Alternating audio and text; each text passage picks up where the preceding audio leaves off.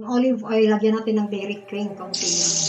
Mag-isa tayo ng bawang, sibuyas, luya, saka kamatis. Okay, pagkabang kahalo, igisa na natin yung kahalo.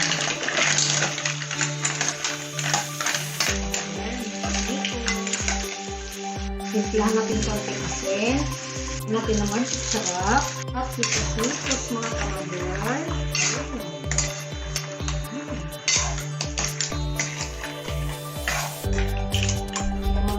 Mga kamadyar, hindi na kailangan lagyan ng sabaw kasi mayroon na siyang tubig sa pag. Lagyan natin konting paminta. Magigit ko na yung tahong na ginisa sa olive oil at saka dairy cream. Yung mga kamatay mo. Yummy. Thank you for watching, followers and viewers.